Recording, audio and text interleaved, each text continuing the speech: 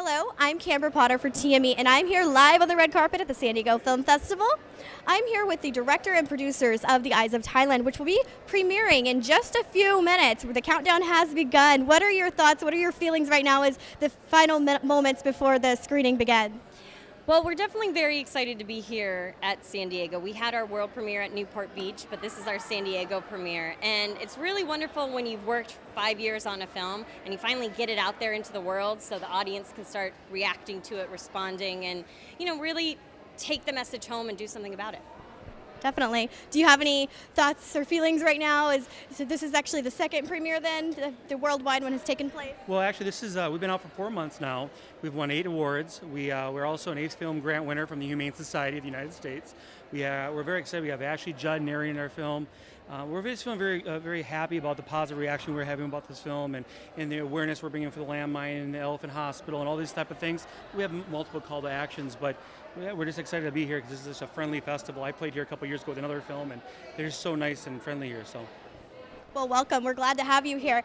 So what inspired you to do this? As elephants specifically an animal that touches your heart, or just the Humane Society and humane issues? What kind of gave you this inspiration? Well, I was actually in Thailand in 2007 with a video camera, and I wandered into the elephant hospital, and I had no idea that elephants were stepping on landmines, and it was an issue that touched my heart.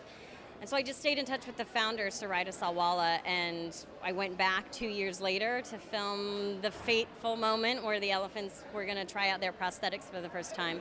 And it was really one of the most amazing, inspiring moments of my life. And luckily I have a great producing partner, Vandesteeg, who helped work the phones.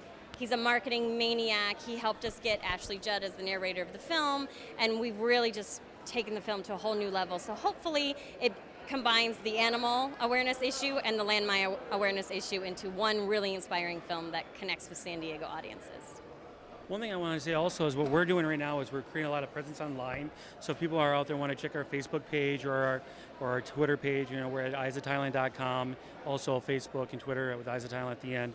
But I mean, we want to also hear from you too, so feel free to message us, because either one of us two will answer your email and your message. But again, we really want people to know what's going on out there, and we're just excited to be here. And survivors-Motala, the founder of the Elephant Hospital, is also on Twitter, so you can tweet with her. She's on Facebook. We have multiple Facebook groups. In fact, each of the elephant stars of our film have their own Facebook pages, so if you want to Facebook with an elephant, now's your chance. The time of social media, Facebooking with elephants. I may have to do that. So what is next? Will you provide updates as far as the future of the landmines and the elephants? What's in the future for this project? Well, we've really had a strong online presence throughout the entire production of the film, and post-production, we've kept people in the loop as far as what we're happening, and we're going to continue to do that. So Facebook, Twitter, we have a blog, a newsletter, so people can sign up for that. Our website, eyesofthailand.com, is really the hub for all of that, and it connects you to whatever platform people want. Our goal is to finish doing the film festival circuit this year and then be able to announce the next distribution platforms in early 2013. So stay tuned. Very cool. What other film festivals do you have in the lineup for 2012?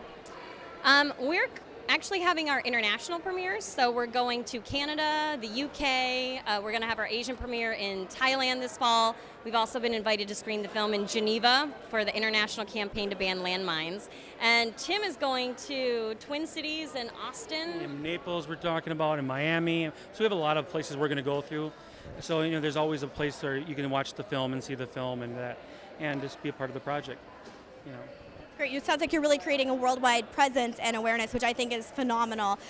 Are there other are there other areas where this takes place, or is Thailand sort of the primary area that has the landmines, and even with other animals? Are there other animals that can undergo prosthetics that I didn't even realize that this was an issue? So you've already raised awareness amongst me, so I really appreciate that, and I'm inspired. But what else is out there that can really be brought awareness to? Yeah. Well, I'll give you the statistics. Since the Elephant Hospital opened in 1993, they know of 90 elephants that have stepped on landmines. 14 have made it to the elephant hospital. They've been able to save 4 and build prosthetics for 2. So this is sort of a Band-Aid on a larger problem. Currently, we've got 3 different countries who are actively using landmines, as well as all the countries in Southeast Asia have landmines and cluster munitions still in the ground, and we're not funding it well enough to get them out. So we're going to continue to have civilian casualties as well as wild animals, and we don't always know unless it's reported. So this is really a worldwide problem because only 160 countries have signed the Mine Ban Treaty, and we've got over 30 that haven't. So the best thing to do is to get the remaining countries to sign the Mine Ban Treaty, because sadly over 90% of the landmine casualties are not soldiers or combatants, they're civilians. That's pretty impressive numbers. And on a little bit of a lighter note, is filmmaking something that you have always wanted to do, or did you, and producing, have you always pursued that, always had that passion, or when you were a child, thinking back, what did you want to be when you grew up? Well, I always knew I was artistically inclined, so I didn't know whether that was acting or dancing or filmmaking. I mean, I was always directing the talent shows for my cousins at the family reunion, so I knew it was in there. But I think it's really about finding a story that inspires you. And nowadays you have to find the platform that makes the most sense, because if people aren't buying DVDs or going to film festivals, you know, how can you get it in front of people?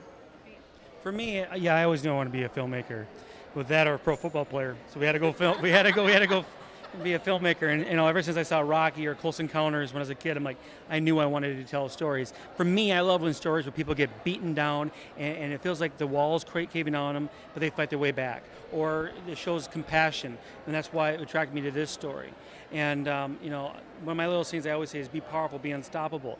It's about not giving up and being a filmmaker, and just like Sarita with this story, she's not giving up. We didn't give up. You got to keep pursuing. Life is hard. You got to keep pursuing.